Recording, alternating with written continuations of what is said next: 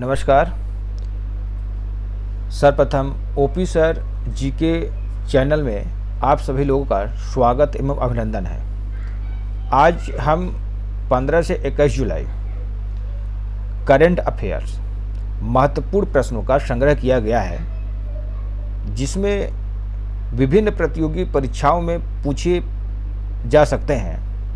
और जो छात्र नए हैं वे ओपी सर जी के चैनल को सब्सक्राइब कर लें, जिससे कि आप लोगों को आसानी से नई वीडियो उपलब्ध हो सके। इस वीडियो के अंत में एक प्रश्न पूछा जाएगा। यदि इन प्रश्नों का उत्तर आप कमेंट बॉक्स में देंगे और जिसे हम आपको रिप्लाई करके इसका उत्तर बताएंगे। अब हम डेस्कटॉप पर चलते हैं। पहला प्रश्न है, खड़ग प्रसाद शर्मा ओली प्रधानमंत्री हैं, तो इसका उत्तर होगा खड़ग प्रसाद शर्मा ओली। यहाँ ओली होगा, प्रधानमंत्री हैं, तो इसका उत्तर होगा option number A Nepal. KP Sharma Oli ये चौथी बार नेपाल के प्रधानमंत्री बन गए हैं। और कम्युनिस्ट पार्टी ऑफ नेपाल एकीकृत मार्क्सवादी लेनिनवादी यानी CPN UML के अध्यक्ष खड़ग प्रसाद यानी केपी प्रसाद शर्मा ओली को नेपाल के नए प्रधानमंत्री के तौर पर नियुक्त किया गया है। राष्ट्रपति कार्यालय की तरफ से जारी एक बयान में कहा गया है कि राष्ट्रपति रामचंद्र पौडेल ने नेपाल के संविधान के अनुच्छेद 76(2) के अनुसार ओली को प्रधानमंत्री नियुक्त किया है। ओली ने 2 दिन पहले सबसे बड़ी पार्टी नेपाली कांग्रेस के समर्थन से बहुमत का दावा पेश किया था। इस तरह से खड़ग प्रसाद शर्मा यानी केपी प्रसाद ओली नेपाल के प्रधानमंत्री चुन लिए गए हैं। अगला प्रश्न है, दूसरा प्रश्न है कि किस अनुच्छेद के द्वारा जस्टिस एन कोटेश्वर सिंह और जस्टिस आर महादेवन को सुप्रीम कोर्ट में न्यायाधीश नियुक्त किया गया है? तो इसका उत्तर होगा ऑप्शन नंबर बी, अनुच्छेद 124(2). तो सुप्रीम कोर्ट के 2 नए जज मिले हैं। राष्ट्रपति ने जजों की नियुक्ति को लेकर मंजूरी दे दी है। और जस्टिस एन कोटेश्वर सिंह और जस्टिस आर महादेवन को सुप्रीम कोर्ट का जज बनाया गया है। तो जस्टिस सिंह मणिपुर से सुप्रीम कोर्ट के न्यायाधीश बनने वाले पहले व्यक्ति हैं।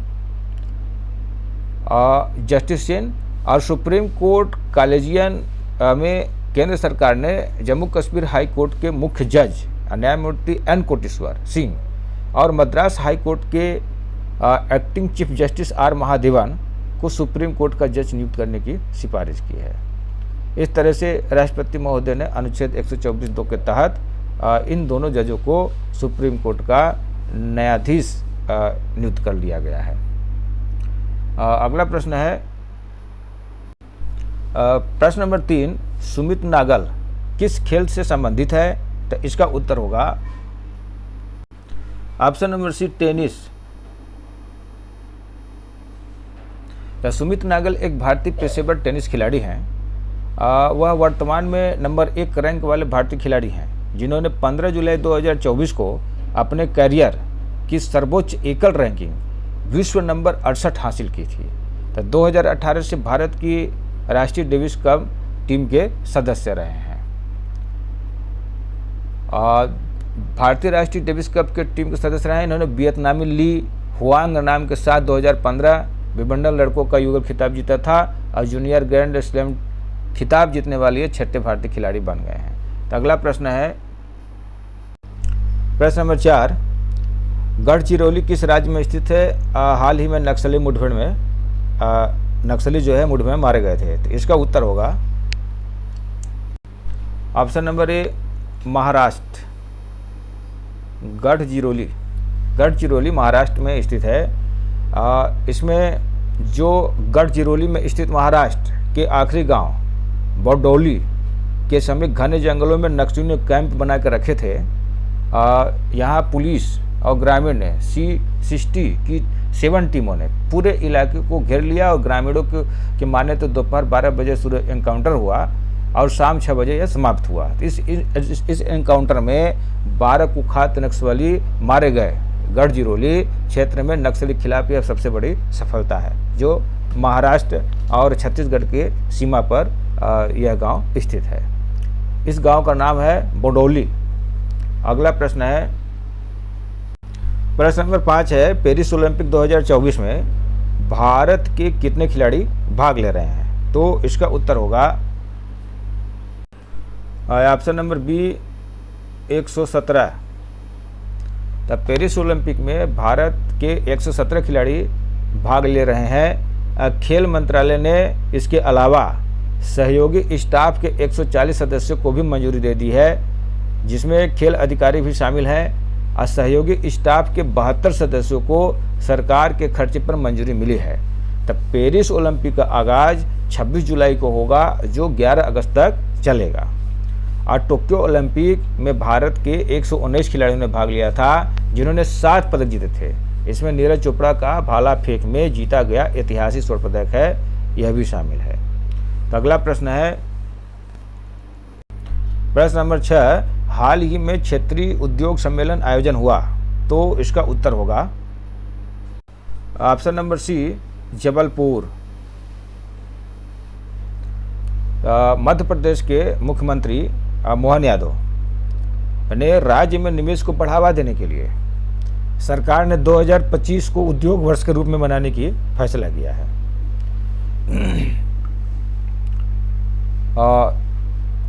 जबलपुर सम्मेलन में 3,500 से अधिक उद्योग जगत के प्रतिनिधि शामिल हुए और सीएम यादव 60 से अधिक इकाइयों को वर्चुअल उद्घाटन किए, जिसके प्रबंधन निदेशक चंद्रमौली शुक्ला ने कहा कि कनाडा, स्वीडन और ताइवान सहित 6 देशों के आयुक्त भी यहाँ मौजूद थे।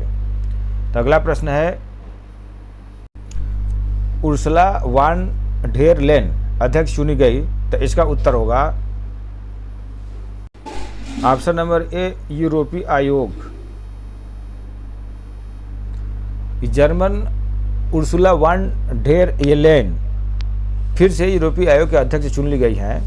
यूरोपीय संसद ने 18 जुलाई 2024 को जर्मन राजनेता उर्सुला वान डेर लेयन को अगले 5 साल के कार्यकाल के लिए यूरोपीय आयोग का अध्यक्ष के रूप में फिर से चुन लिया गया है। इनका यह दूसरा कार्यकाल है। अगला प्रश्न है, प्रश्न नंबर 8, माइक्रोसॉफ्ट 365 यानी माइक्रोसॉफ्ट 365 के बंद होने से दुनिया भर के इंटरनेट कंप्यूटर बंद हो गए। किस तारीख को बंद हुए? तो इसका उत्तर होगा ऑप्शन नंबर बी, 15 जुलाई 2024। 15 जुलाई 2024 की तारीख को दुनिया डिजिटल भूकंप के लिए हमेशा याद रखेगी। तो भारत समेत दुनिया भर में यह एक बड़ा टेक्निकल ग्लिच देखा गया। सुबह 11:30 बजे जब दफ्तर के लोग अपने अपने काम में मशगूल थे, तो अचानक से उनका कंप्यूटर और लैपटॉप बंद हो गया। तो दफ्तर या फिर वर्क फ्रॉम होम करने वाली कंप्यूटर और लैपटॉप स्क्रीन अचानक नीली पड़ गई। इतना ही नहीं, जो लोग एक शहर से दूसरे शहर या यूँ कहे कि एक देश से दूसरे देश जाने के लिए घर से निकल रहे थे, उनको भी काफ़ी परेशानी झेलनी पड़ी, क्योंकि उनकी फ़्लाइट कैंसिल हो गई। देखते ही देखते ये खबर मीडिया की सुर्खियाँ बन गई कि 15 घंटे तक माइक्रोसॉफ्ट की सर्विस ठप रही। हालांकि कई जगहों पर 15 घंटे से अधिक भी सर्वर काम नहीं किया। इस तरह से 15 जुलाई 2024 को माइक्रोसॉफ्ट बंद होने से अफरा तफरी दुनिया भर में फैली। अगला प्रश्न है, प्रश्न नंबर 9, विंबलडन ओपन 2024 का पुरुष एकल खिताब जीता? तो इसका उत्तर होगा option number D, Wimbledon open 2024 का पुरुष एकल खिताब कार्लोस अल्कराज ने जीता। हाल ही में स्पेन के कार्लोस अल्कराज और चेक गणराज्य के बाराबोरा क्रोजिस्किस्वा ने विंबलडन 2024 टेनिस चैंपियनशिप में क्रमशः पुरुष और महिला एकल का खिताब जीता। तो आपको बता दें कि क्रोजिसिकोवा के लिए यह पहला विंबलडन का खिताब था, जहां क्रोजिसिकोवा ने महिला एकल फाइनल में जैस्मिन पाओलिनी को हराकर विंबलडन का खिताब अपने नाम किया। वहीं अल्कराज ने जोकोविच को फाइनल में मात दी और उन्होंने 8वीं बार विंबलडन जीतने से रोक दिया। तो अल्कराज ने इस साल ये लगातार दूसरा ग्रैंड स्लैम जीता है। अब पिछले महीने ही उन्होंने पहली बार फ्रेंच ओपन का भी खिताब जीता। अगला प्रश्न है प्रश्न नंबर 10, यूरो कप 2024 किसने जीता? तो इसका उत्तर होगा ऑप्शन नंबर डी, स्पेन।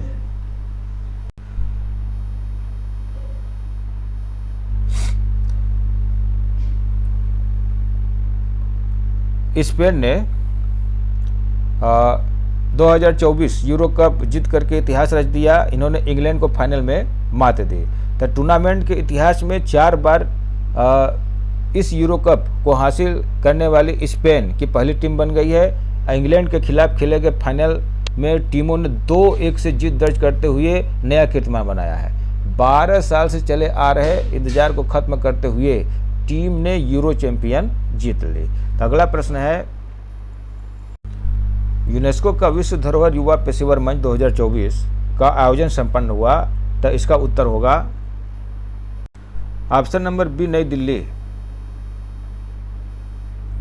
2024 विश्व धरोहर युवा पेशेवर फोरम की बैठक 15 जुलाई 2024 को नई दिल्ली में संपन्न हुई। इसे संयुक्त राष्ट्र शिक्षा वैज्ञानिक और सांस्कृतिक संगठन यूनेस्को विश्व धरोहर समिति की बैठक के हिस्से के रूप में आयोजित किया गया। तो नई दिल्ली 21 से 31 जुलाई 2024 तक यूनेस्को विश्व धरोहर समिति की 46वीं यह बैठक की मेजबानी कर रहा है। अगला प्रश्न है, हाल ही में एक दिन में 11 लाख पेड़ लगाने का विश्व रिकॉर्ड बनाया। तो इसका उत्तर होगा option number D, Jabalpur. Madhya Pradesh में यह शहर स्थित है। तो मध्य प्रदेश, ऑप्शन नंबर गलत है, इसका उत्तर होगा option number Indore. Option number B, Indore.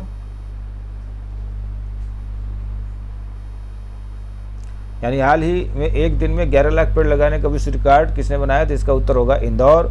तो मध्य प्रदेश के इंदौर में पौधारोपण का यह रिकॉर्ड बना है। तो इंदौर शहर में 12 घंटे में 11 लाख से अधिक पौधे रोपे गए।